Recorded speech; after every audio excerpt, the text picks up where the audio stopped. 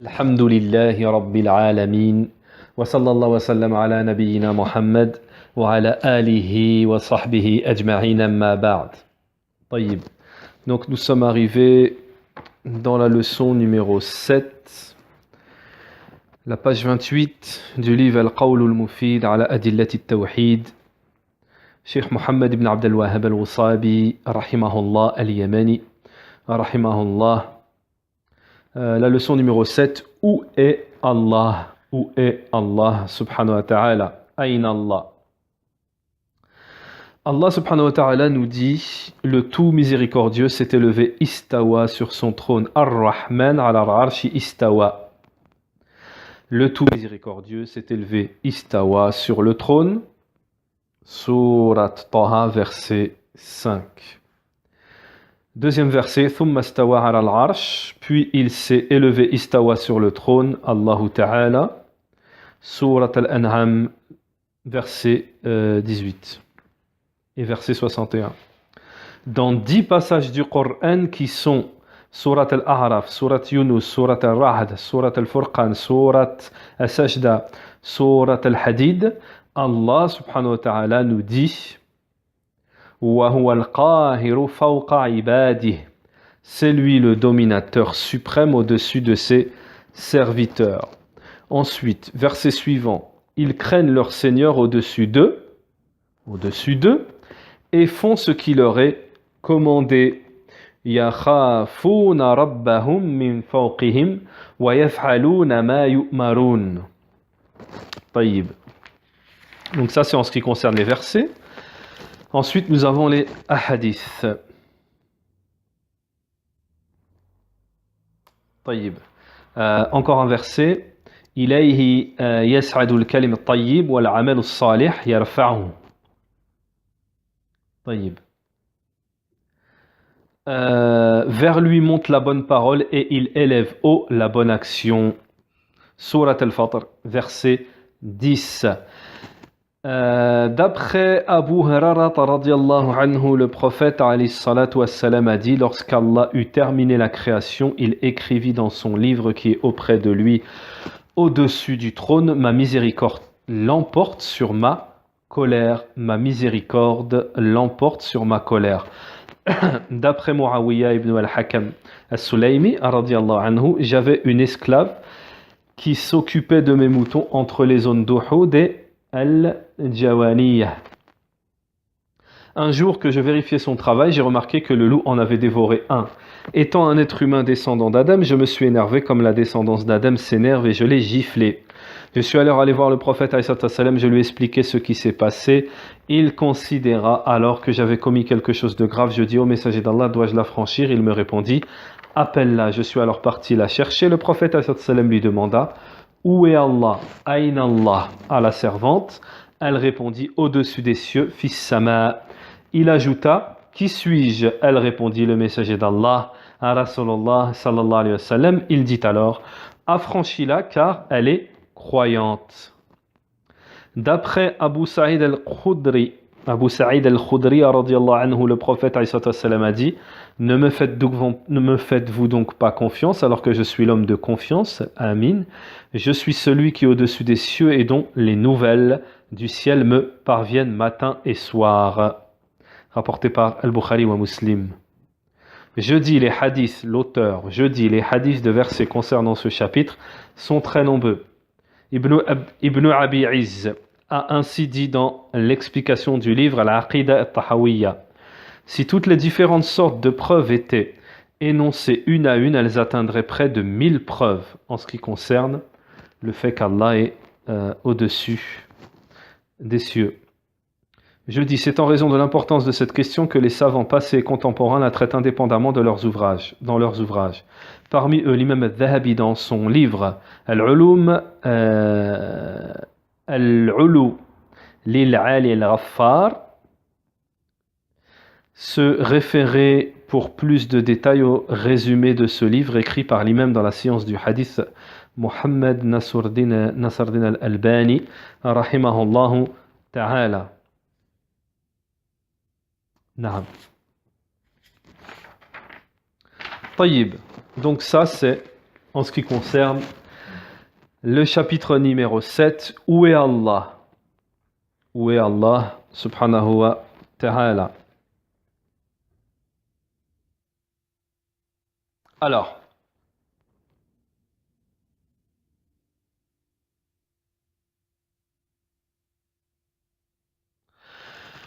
les ulama nous disent Ayn Allah. Où est Allah? Ceci est une question, une bonne question, et cette question est légiférée. Cette question est légiférée et elle est confirmée dans la sunna du prophète alayhi salatu wassalam, dans le hadith que nous avons mentionné précédemment, le hadith de Muawiyah ibn Hakim al-Sulaymi radiyallahu anhu. Donc, les ulama nous disent il faut absolument éduquer les enfants des musulmans sur cela. Depuis leur plus petit âge, il faut éduquer les musulmans sur cette question Ayn Allah. Et cela se produit beaucoup, cela est propagé dans les pays musulmans, les petits, lorsqu'ils sont tout petits, les questions dans la aqidah, dans la croyance qu'on leur pose, c'est où est Allah? Et les petits de répondre Fis sama, dans le ciel. Donc cette question est la bonne question à enseigner aux petits lorsqu'ils sont petits pour confirmer, les raffermir dans la croyance authentique, c'est-à-dire raffermir leur cœur dans la croyance authentique. Celui qui renie cette question, comme nous le dit Ibn Qudayma rahimahullah ta'ala, celui qui renie cette question fait partie des gens les plus ignorants en ce qui concerne la raison. La question, celui qui renie la question Ayn Allah fait partie des gens les plus ignorants. Et selon le hadith que nous avons vu précédemment, lorsque le messager d'Allah, alayhi salatu wassalam, pose la question à la servante, où est Allah? La servante répond, Allah fi sama. Ce hadith nous prouve que c'est une sunna de poser la question, c'est une sunna prophétique. Donc le but de ce chapitre, c'est d'affirmer l'élévation d'Allah, le fait qu'Allah est au-dessus de toute chose. Le but de ce chapitre, c'est d'affirmer qu'Allah est au-dessus de toute chose, qu'Allah subhanahu wa ta'ala est au-dessus de ses créatures. Et istawa'ihi, c'est-à-dire il s'est installé au-dessus de son trône. La manière dont il s'est installé sur son trône convient à sa grandeur. En ce qui concerne les noms et attributs, les actions d'Allah subhanahu wa ta'ala, on ne cherche pas le comment. On ne cherche pas ni comment, ni pourquoi, ni quoi que ce soit. Les gens de la sunna, lorsque ils affirment les noms et attributs d'Allah, qui ont été affirmés dans le kitab wa sunna et le consensus des savants, et la fitra, c'est-à-dire la prédisposition, la bonne prédisposition. Donc, il n'y a que les innovateurs égarés qui sont sortis de la bonne prédisposition, c'est-à-dire comment Allah les a créés, qui sont sortis de là et qui ont renié cette chose-là, c'est-à-dire l'élévation d'Allah subhanahu wa ta'ala. وقد ذكر الشيخ الأدلة الكثيرة على استواء الله جل وعلا. Donc le cheikh, l'auteur, Mohammed ibn Abdel Wahhab rahimahullah, l'auteur ici de notre livre, Al-Qawl al-Mufid ala Adillati at-Tawhid, l'auteur nous a mentionné beaucoup de preuves sur l'élévation d'Allah subhanahu wa ta'ala, sur l'istiwa. Wa naqala al-ijma', et il a argumenté par al-ijma', c'est-à-dire le consensus, tous les imams de la sunna, ils sont d'accord sur ça, il n'y a pas de khilaf. Et plus d'un parmi les salafs, parmi les pieux prédécesseurs, ont confirmé qu'Allah subhanahu wa ta'ala est au-dessus des cieux, au-dessus de toutes choses. Alors, les paroles parmi les paroles des salafs. وقال الأوزاعي رحمه الله تعالى, nous étions et les tabi'un, nous étions et les tabi'un c'est ceux qui ont suivi les compagnons, nous disons que Allah subhanahu wa ta'ala est au-dessus de l'arsh, que Allah est au-dessus du trône. Et nous croyons au-dessus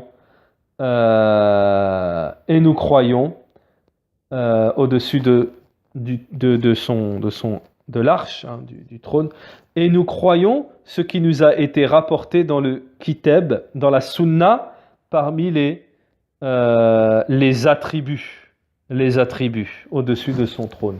Naham. Alors, le premier verset, Ar-Rahman ala al-arsh istawa, tout miséricordieux, et s'est installé au-dessus de son trône. Le miséricordieux s'est élevé, istiwa, sur le trône. Naham. Alors, hadil ayat fiya istiwa illa ala al-arsh. Donc, dans ce verset, nous avons l'information qu'Allah subhanahu wa ta'ala est au-dessus de son trône. Le sens de cela, c'est l'élévation. L'élévation, c'est le fait d'être au-dessus. قال بشار الزهراني الرحمن على العرش استوى ارتفاع العلو. Donc, un pareil parmi les salafs, les ceux qui nous ont précédés, a dit: le miséricordieux est au-dessus, est élevé au-dessus de son trône, c'est-à-dire cela nous indique l'élévation. Et c'est ça l'explication authentique. Et nous ne prenons pas, nous ne référons pas aux gens de l'innovation, ceux qui renient l'élévation d'Allah subhanahu wa ta'ala. وقال ابن خزيمة رحمه الله تعالى, et Ibn Khuzayma, parmi les salafs, pareil, parmi les grands imams de la communauté, il a dit: Man lam yuqir bi anna Allah ala arshihi, celui qui ne reconnaît pas qu'Allah, qui n'accepte pas, qui ne reconnaît pas qu'Allah subhanahu wa ta'ala est au-dessus de son trône, au-dessus des cieux, au-dessus de ses créatures, il est mécréant. Il doit se repentir. S'il ne se repent pas, alors c'est l'exécution. وألقي في مزبلة لئلا يؤذى بريحه المسلمون. Donc, bien entendu, subhanallah. Donc ça, c'est les paroles de salaf. Des fois, elles peuvent paraître fortes, mais les salaf, ils avaient la vraie aqida. C'est pour ça qu'au jour d'aujourd'hui, comme nous, on est laxiste, on est dans une époque, on est entouré des kuffars, on déteint un petit peu, etc. Donc c'est pour ça que la parole qu'on va dire ici, c'est une parole qui peut nous sembler à nous forte, mais c'est une parole haqq, qala Allah, qala Rasul. Donc ici, et c'est Ibn Khuzayma, c'est pas n'importe qui, Ibn Khuzayma qui nous dit: s'il ne fait pas, il sera considéré comme mécréant. S'il ne se repent pas, on devra l'exécuter, c'est-à-dire lui couper la tête et la jeter dans les endroits comme où il y a les détritus, tout ça et tout. Pourquoi? Pour pas que l'odeur nuise aux musulmans. Donc, et cela, vous le trouvez dans Kitab al-Tawhid, dans l'explication du livre de l'unicité d'Ibn Khuzayma, rahimahullah. Yani, idha jahala, c'est-à-dire que si la personne renie les preuves du Coran et de la Sunna, comme quoi Allah subhanahu wa ta'ala est au-dessus des cieux, au-dessus du trône, au-dessus de tout, comme les Jahmiya.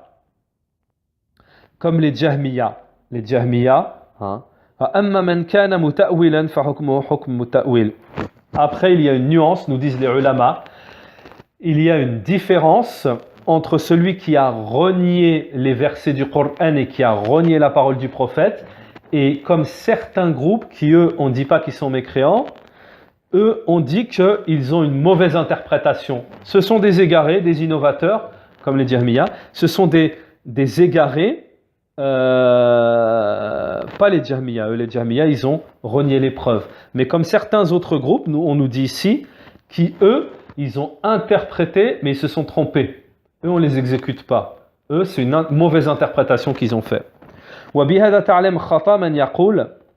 À partir de ce moment-là, les ulama nous disent, on comprend l'erreur de ceux qui disent Allah il est partout.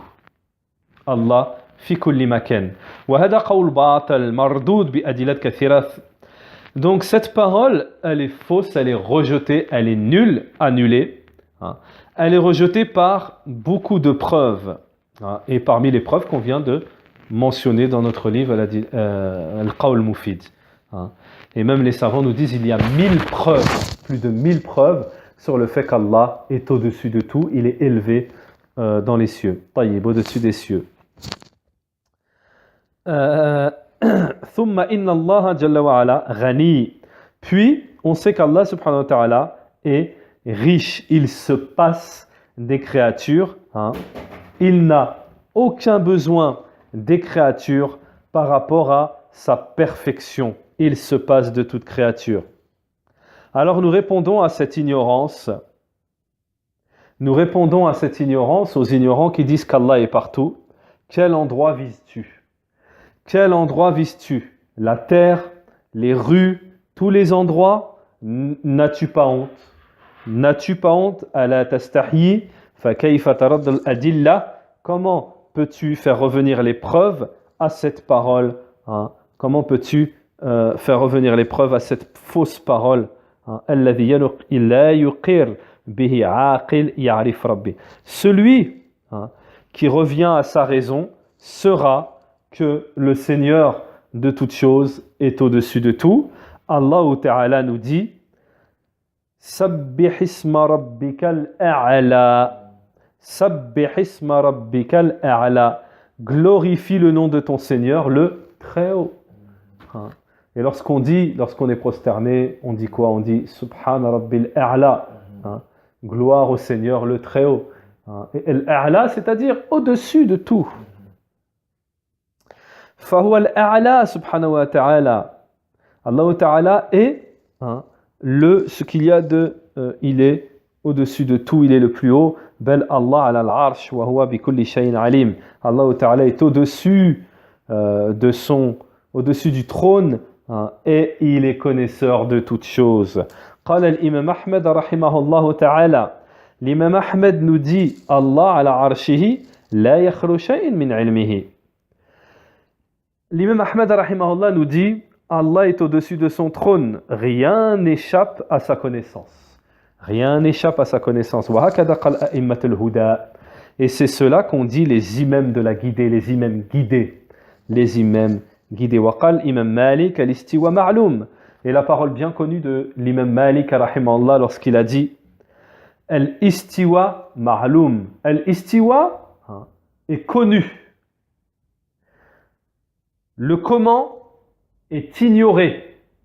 Nous ignorons le comment de l'istiwa.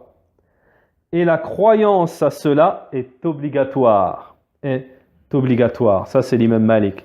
Donc, une parenthèse, une faïda au passage, c'est que certains parmi les groupes égarés nous mentionnent dans leur égarement, s'argumentent des paroles de l'imam Malik, des paroles de l'imam Ahmed, des paroles des grands imams parmi les salafs, mais tout en interprétant d'une mauvaise interprétation ou en en inventant des paroles des grands imams.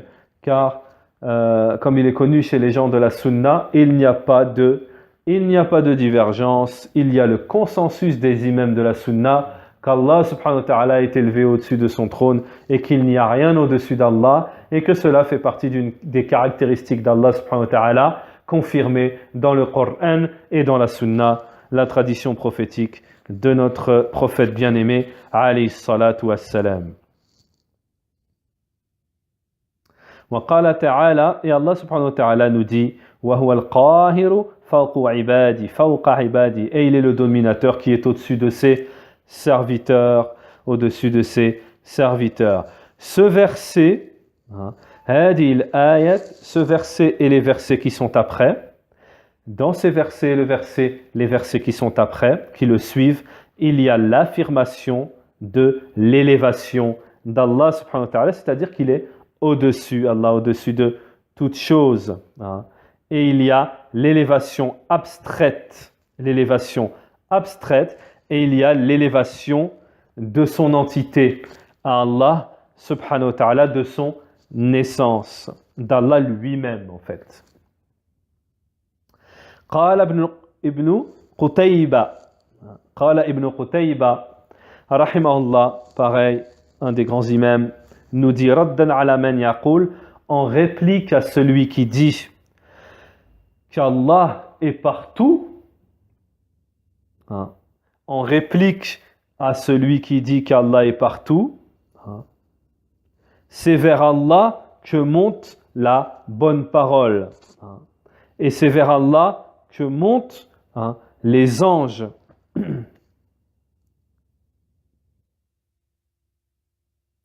لأنه الصعود يكون من أسفل إلى الأعلى. Les savants nous disent, قال ابن قتيبة nous dit que par rapport à ces versets qui nous montrent que ce sont les choses qui montent vers Allah subhanahu wa ta'ala, il nous dit comment les choses peuvent-elles monter vers lui. Cela signifie qu'elles sont en dessous de lui, donc qu'il est au-dessus de toute chose. والشاهد من الحديث وعنده فوق العرش دليل على أن الله جل وعلا فوق العرش. Donc, le point témoin du hadith, c'est-à-dire le hadith de Abi Hurairah radiyallahu anhu, que le messager d'Allah alayhi salatu wassalam a dit, lorsqu'Allah créa les créatures, il a écrit dans un livre qui est auprès de lui, alors qu'Allah est au-dessus du trône, Inna rahmati, ma miséricorde, l'emporte sur ma colère. Traduction, vers lui monte la bonne parole et il élève haute la bonne action, c'est-à-dire qu'elles montent vers lui, donc elles sont en dessous de lui, donc qu'Allah subhanahu wa ta'ala est au-dessus de toute chose. Et la parole du prophète, lorsque le prophète nous dit, lorsqu'Allah eut terminé la création, il écrivit dans ce livre qui est auprès de lui, au-dessus du trône, ma miséricorde l'emporte sur ma colère. Donc le sens de ce hadith, wa fi hadha al-hadith bayan li sa'at rahmatullahi ta'ala wa latfi bi'ibadihi. Donc dans ce hadith, il y a l'éclaircissement, la clarification de la largesse d'Allah subhanahu wa ta'ala, l'incommensurable miséricorde d'Allah subhanahu wa ta'ala et sa gentillesse, son amour envers ses adorateurs. Jalla wa ala. Alors,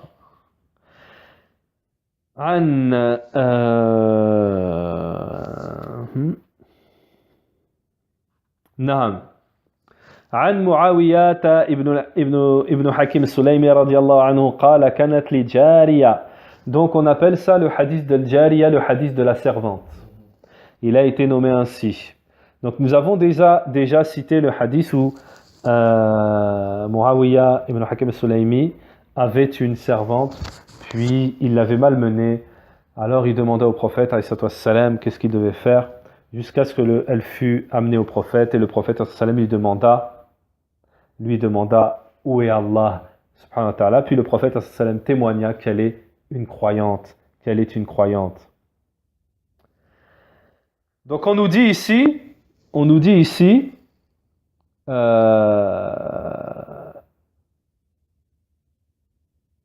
أين دعاة الإخوان المفلسين وجماعة التبليغ وسير أهل البدع كالصوفية والشيعة وغيرهم من هدية محمد عليه الصلاة والسلام. Donc par rapport à cela, cette question religieuse qu'est le fait de demander où est Allah subhanahu wa ta'ala, puis d'affirmer qu'Allah est au-dessus de toute chose, il est installé au-dessus de son trône.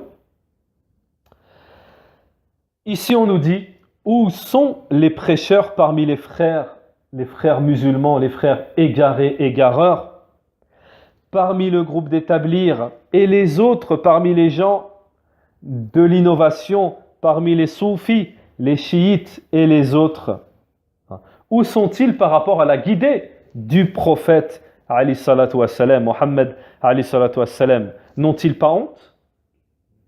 N'ont-ils pas honte par rapport à leur ignorance et le fait de nier, le fait de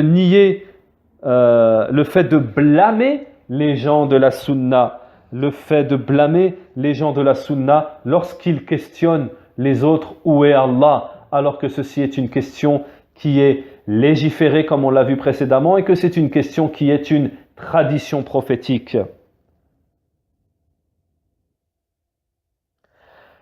Alors, ensuite on nous dit, lorsque dans le hadith, Muawiyah ibn Hakim al-Sulaymi dit au messager d'Allah,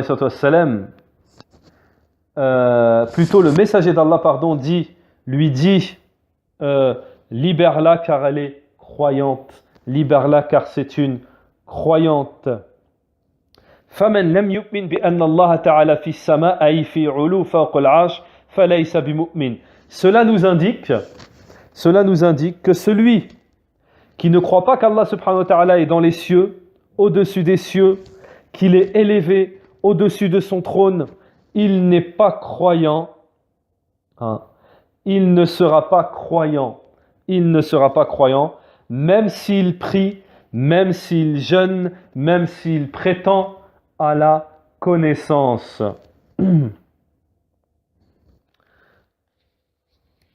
Ensuite, أخرجه مسلم في كتاب المساجد ومواضع الصلاة وقد طعن في هذا الحديث بعض المبتدعة.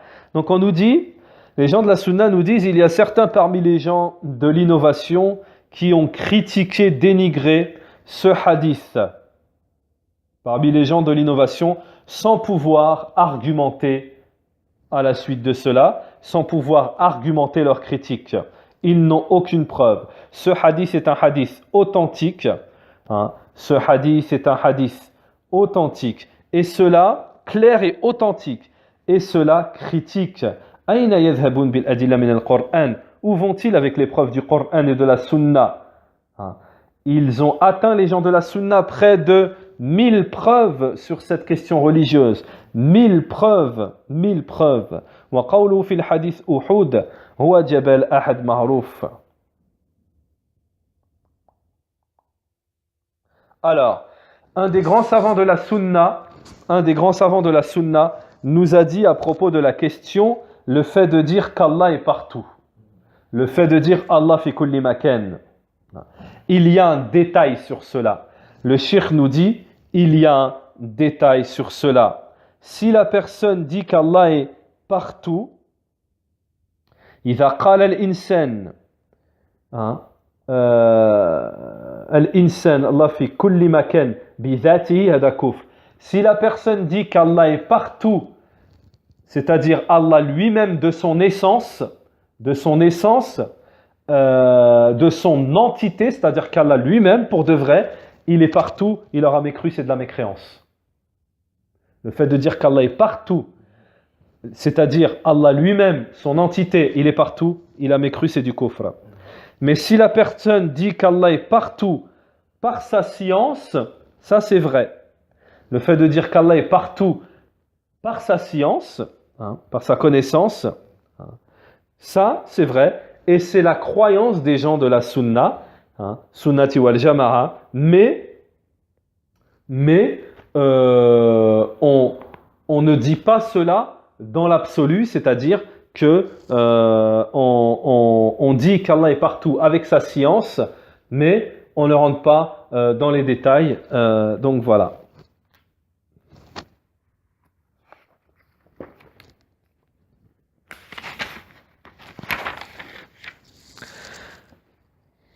فصل في رد على من فسر الاستواء على العرش بالاستيلاء. Donc il y a ici, nous avons une réplique à ceux qui ont expliqué l'istawa en disant istawa ala al-arsh, comme les gens de la sunna, comme cela est confirmé dans le Coran. Il y a la réplique. Ici, nous avons une réplique à ceux qui disent que l'istiwa, c'est pas l'istiwa, c'est l'istila. Ils ont voulu changer la langue arabe en changeant carrément la terminologie. Entre autres les gens de l'innovation.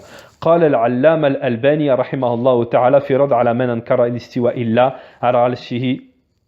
Donc, Sheikh Al-Albani rahimahullah ta'ala, dans sa réplique à ceux qui blâment le fait de dire qu'Allah est installé istiwa au-dessus de son trône,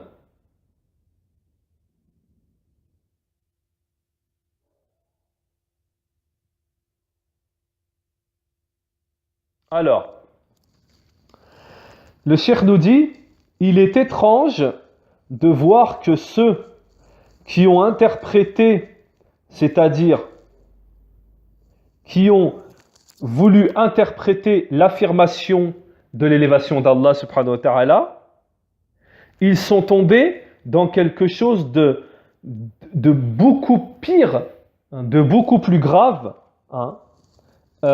et cela est parvenu, ils y sont arrivés par la cause de certaines choses. La première chose, le fait de renier l'attribut d'Allah, l'élévation d'Allah sur ses créatures. C'est-à-dire que c'est une élévation réelle qui convient à Allah subhanahu wa ta'ala par rapport à sa grandeur, sa magnificence, etc. Donc, la première cause qui a fait que ils ont fait quelque chose d'encore plus grave, c'est qu'ils ont renié, ils ont nié un attribut d'Allah subhanahu wa ta'ala. Deuxième chose, nous dit Sheikh Al-Albani rahimahullah ta'ala, le sens de istiwa, changer le sens de istiwa par istaoula, c'est le fait de donner un associé à Allah dans sa création. Ils ont fait du shirk. C'est le fait de donner un associé à Allah dans la création.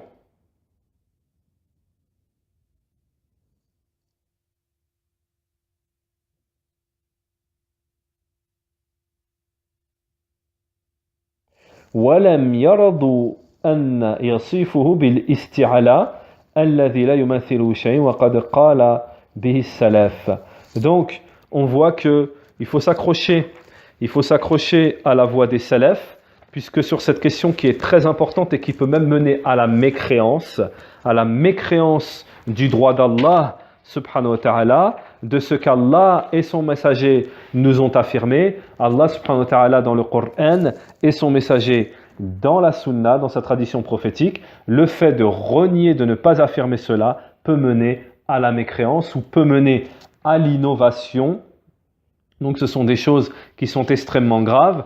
Entre autres, le groupe, parmi les groupes comme on nous l'a mentionné ici, le groupe des frères musulmans, le groupe des tablirs, le groupe des chiites, nous avons aussi le groupe des habbesh, nous avons aussi le groupe des asha'ira, dont les habbesh se disent suivent cette aqida al-asha'ira, donc quelque chose de vraiment grave. Donc voilà en ce qui concerne ce chapitre. Al-Islam hiya na'am. Donc subhanakallah wa ma bihamdik wa ashhadu an la ilaha illa ant wa astaghfiruka wa atubu ilayka wa sallallahu wa sallam ala nabiyyina Muhammad wa ala alihi wa sahbihi ajma'in.